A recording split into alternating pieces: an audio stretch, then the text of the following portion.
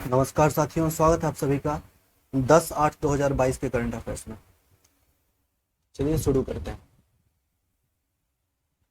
पहला है, केंद्र सरकार ने लोकसभा में नई दिल्ली अंतर्राष्ट्रीय मध्यस्थता केंद्र संशोधन विधेयक 2022 पेश किया है।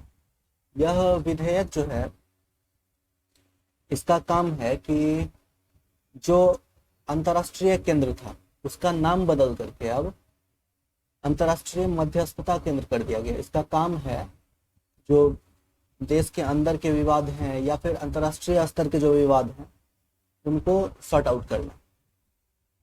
नेक्स्ट करंट अफेयर की तरफ चलते हैं हम। आंध्र प्रदेश के राज्यसभा में अनुच्छेद 3A जोड़ने के लिए संविधान संशोधन विधेयक 2022 पेश किया। यह अनुच्छेद 3A क्या है? तो अनुच्छेद 3A में राज्य को एक से अलग राजधानी विकसित करने की शक्ति प्रदान की जाती है। नेक्स्ट है, बिहार के जो सीएम थे नीतीश कुमार, इन्होंने अपने पद से इस्तीफा दे दिया।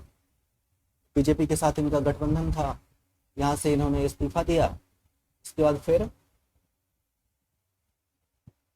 राजद के साथ इनका गठबंधन बना है और फिर से शपथ लिए हैं, बिहार के सीएम बने हैं और जो डिप्टी सीएम है ये तेजस्वी यादव बने। नेक्स्ट करंट अफेयर की तरफ चलते हैं हम लोग। मराठी अभिनेता प्रदीप पटवर्धन का निधन हो गया है। अगला है, भारत अमेरिका संयुक्त विशेष बल अभ्यास, यह हिमाचल प्रदेश में शुरू हुआ। इसका नाम है पूर्व वज्र प्रहार 2022। नेक्स्ट करंट अफेयर की तरफ बढ़ते हैं। गुजरात के गांधीनगर में डिफेंस एक्सपो का 12वां संस्करण शुरू होगा और इसका जो थीम है वो है पाथ टू प्राइड।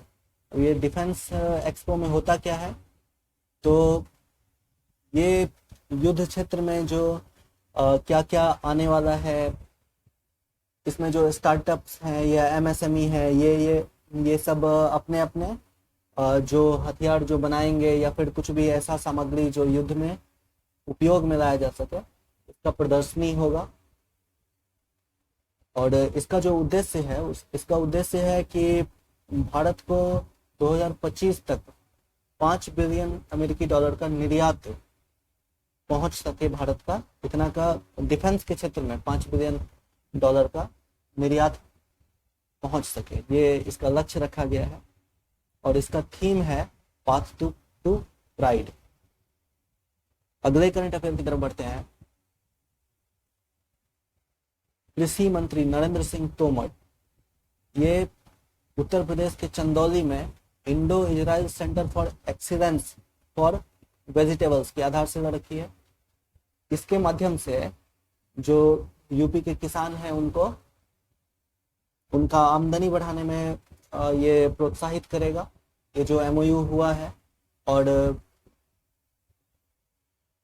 ये मेनली कृषि पर आधारित होगा, कैसे पैदावार बढ़ाया जाए, कैसे उसको मार्केट तक ले जाया जाए, कौन कौन सा तकनीक इसमें नया नया तकनीक है उसको यूज किया जाए, तो ये बेसिकली इस पे आधारित होगा। अगले करंट अफेयर की तरफ बढ़ते हैं हम लोग। विश्व के स्वदेशी लोगों का अंतर्राष्ट्रीय दिवस मनाया गया है 9 अगस्त को। ये ध्यान में रखिएगा कि 9 अगस्त को स्वदेशी लोगों का अंतर्राष्ट्रीय दिवस। और पिछले करंट अफेयर से आप एक चीज और ध्यान में रखिएगा कि केंद्रीय कृषि मंत्री जो है उनका नाम है नरेंद्र सिंह तोमर। अगले करंट अफेयर की तरफ बढ़ते हैं। चेन्नई में जो 44वां शतरंज ओलंपियाड आयोजित हुआ था, जो पिछले वीडियोस में मैंने बताया भी था आप लोगों को, इसमें उज्बेकिस्तान ओपन सेक्शन में स्वर्ण पदक जीता और महिलाओं के सेक्शन में यूक्रेन ने स्वर्ण पदक जीता। भारत को दोनों श्रेणियों में कांस्य पदक मिला है। नेक्स्ट करंट अफेयर की तरफ बढ़ते हैं। रूडी कर्स्टन जो दक्षिण अफ्रीका के थे, अंपायर थे, इनका निधन हो गया है।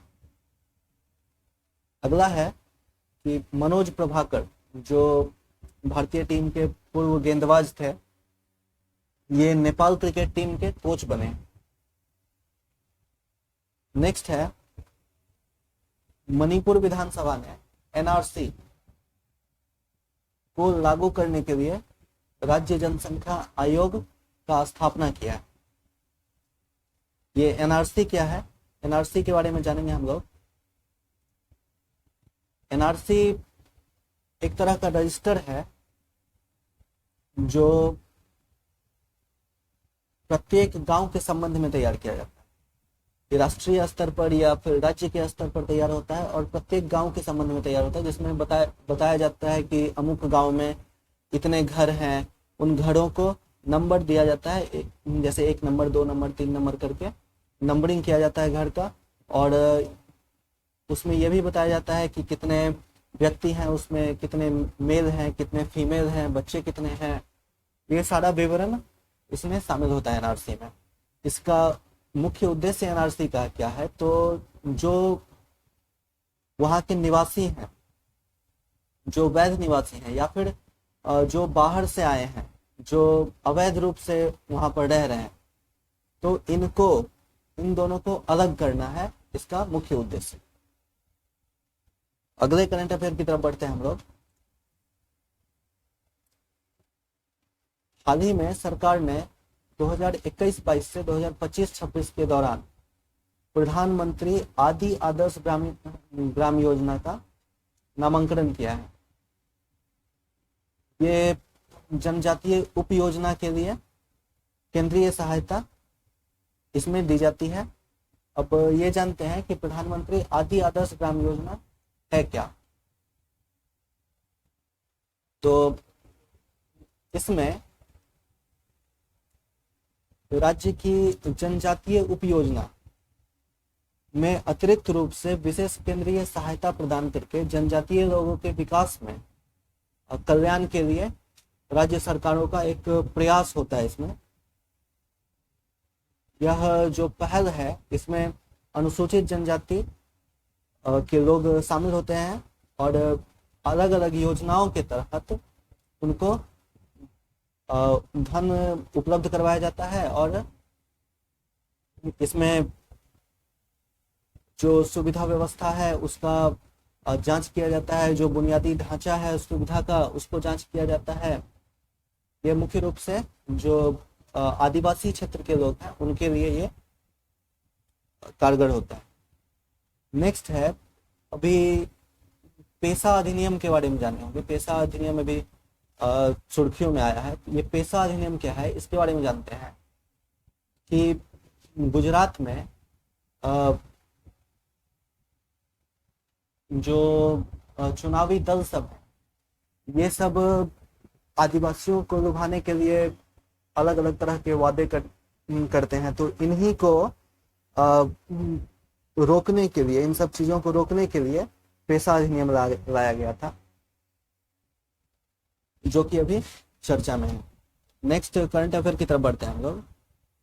8 अगस्त 2022 को भारत छोड़ो आंदोलन का 80 वर्ष पूरा हुआ। ये भारत छोड़ो आंदोलन जो 8 अगस्त 1942 को महात्मा गांधी के द्वारा इसका आह्वान किया गया था ब्रिटिश शासन को खत्म करने के लिए। इसमें महात्मा गांधी ने नारा दिया था कि अंग्रेजों भारत छोड़ो। तो आज के लिए बस इतना ही, मिलते हैं अगले क्लास में, तब तक के लिए धन्यवाद, जय हिंद।